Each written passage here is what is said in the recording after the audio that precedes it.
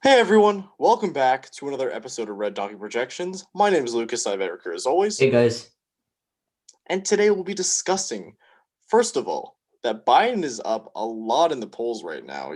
10 points, he's hit double digits on the national average. We'll also be discussing the swing states as well. And this is also going to be a comparison video to 2016. Why this is not 2016, what makes it very much different from the 2016 presidential election. And with that being said, let's get right into it.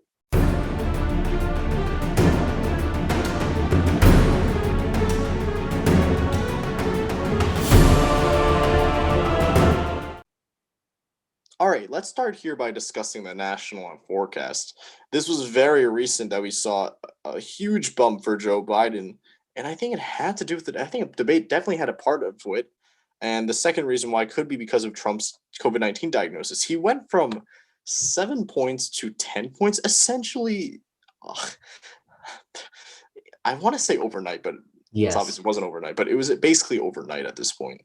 I think it's a combination of factors. The debate is definitely one of them. A lot of people think that the performance of both candidates was a bit questionable, but the Democrats think Donald Trump was acting a bit unpresidential, and Republicans think the same of Joe Biden.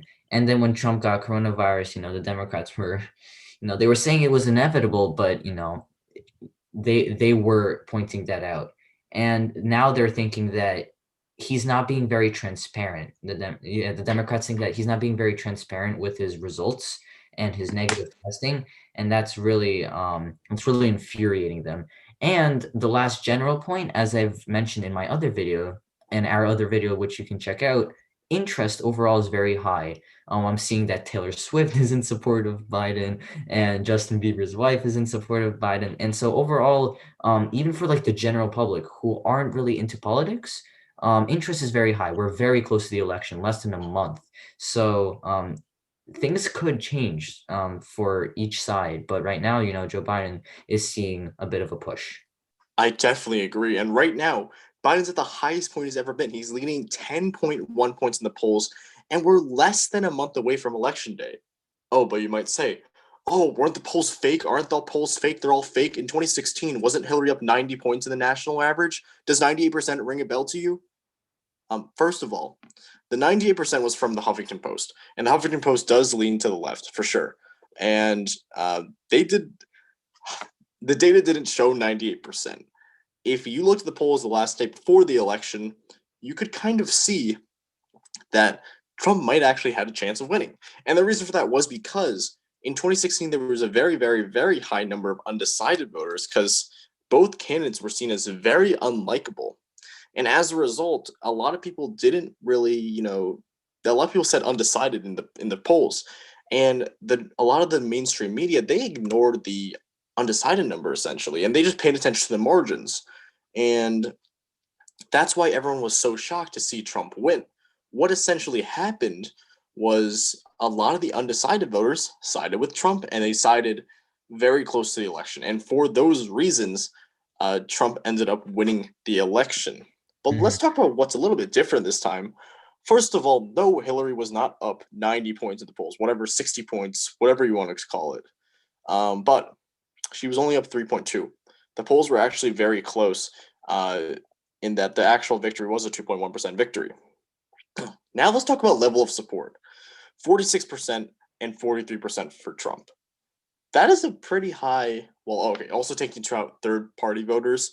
2016 had a lot more third-party voters than we're going to see now, simply because both candidates, well, Donald Trump is seen as unlikable, yes, but according to favorability ratings, Biden is seen as being relatively favorable. So, looking at these numbers, 46, 43. Actually, sorry, 47 and 44, since we're rounding up here. That's a pretty high undecided number, isn't it? If I'm doing my mental math correct, that's around 9-point undecided / third party, if this is taking that into account. I'm not sure. Yeah, But that's also things to take into account is that, as we've said in other videos, Clinton really did not campaign well. She really overestimated her performance in the blue wall and was really relying on it without actually doing much in those states that Donald Trump was able to take. Joe Biden, especially now that for the past few days, Donald Trump was off the campaign trail, Joe Biden, testing negative, was doing his campaigning in Michigan, in Florida, and today he was in Nevada, and one part of Las Vegas. So Biden is doing his campaigning. He is doing it. He is putting in the work to try to increase turnout. And another thing is that in a lot of polls, Biden is above 50%. And that's something you don't see often. Clinton came close, but was never above 50%, 50 in a lot of polls. And that's a really secure number if you're above 50% in the polls, which is why in this case, the polls are, the way you analyze polls is different this year than. Right. Hillary was up at some times at over 50, but nowhere near as consistent as Biden is. Look at this. He's been consistently polling over 50% for a very long time now. And why is that 50% number important? It's because if you have over 50% in a state, there's really much improvement Trump can make with the undecided vote. This means that Biden's level of support is very high right now at 52% nationally, while Hillary's support, she only had 47%. So that is, if I can do my math correctly, that's a 4% difference in the level of support, which will be a huge impact. And that is why 2016 is not 2020. And of course, the national polling doesn't determine the election. Of course, the United States uses the Electoral College. So we're going to dig through some of the battleground states in the Midwest, in the Blue Wall area that Hillary Clinton failed to hold on to. And I can tell you right now, Biden is not losing his ground there. He is leading. He has very solid ground in the polls. In Wisconsin, the most conservative state in the Blue Wall, 7 points. Michigan, last time I checked, 8 points. Last time I checked, Minnesota, 9 points. And Pennsylvania is also between 5 and 10, somewhere closer to 5-ish range. So like Biden, once again, he's doing his campaigning everywhere, and the polls show that. Right, absolutely. And in 2016, every single state that the polls predicted, all the averages, according to Very Clear Politics, was within the margin of error, with the exception of the state of Wisconsin. Wisconsin showed Hillary with a 6.5-point lead, yes, but what was her level of support? 47% versus 40%. That is a very high undecided and third-party voting number, isn't it? That's around 14%, 13%. Biden has a 50% support. And again, as we mentioned in the beginning, this is very important in that Trump has very little ground to improve upon if the undecided amount is only around, 7%. So having 50% of the support means that if the polls are correct, which I think the polls are correct because we know that 2016 they weren't wrong. The mainstream media got it wrong. Biden's looking in very good shape right now in the state of Wisconsin. I'm going to pass it over to Eric now to talk about Michigan, which Michigan of the states in the Blue Wall, we are the most sure of that will go to Hillary Clinton. Wow, I just had it's not 2016 to Joe Biden. Mm-hmm. I feel like Minnesota is also up there. They're basically neck and neck, Minnesota and Michigan. It's just really about campaigning. Yeah, about the same. Yeah, 9 and 8. So if Joe Biden keeps this pattern in all 4 states, he keeps and if he keeps reinforcing his base, he should, and this lead should carry all the way to the election. Unless something else major happens, which October has been full of surprises, then maybe something can change. But right now, Biden has a very, very solid lead in all 4 of these states. Mm-hmm. And if we take a look at level of support again, Hillary had 47% and she was up, 3.6%. And look at this. The level of support estimated was dead on, 47. Just the undecideds kind of floated to the Trump column. That is indeed what happened. And that's different this year because Biden has 50% of the support. and Hillary was only at 47. So that's a 3-point difference. I think that is huge. Actually a 4-point difference.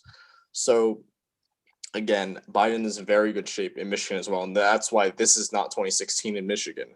And finally, the other state that Biden needs to win, we'll actually pull up the map here. If Biden can carry Wisconsin, Michigan, Pennsylvania, he wins the election. So let's take a look at this right now. That's all it takes. That is all it takes. Let's take a look at Pennsylvania right now, which he is from Scranton in Pennsylvania, one of the more populated cities in Pennsylvania. In 2016, polls showed Hillary had 46.8% of the support. And the final results, Hillary had 47.5%, and the margin was off. So the level of support, again, was very low for Hillary Clinton. And right now we're seeing Biden with 50.9, which is 51% of support in the state of Pennsylvania. Mm-hmm. And as we said over and over again in this video, 50%, if you have over 51%, there's very little you can improve upon if you're the opponent here. And looking at this right now, again, Biden is in a very good position compared to Hillary Clinton. Is there anything else you want to add on this for Pennsylvania, Eric?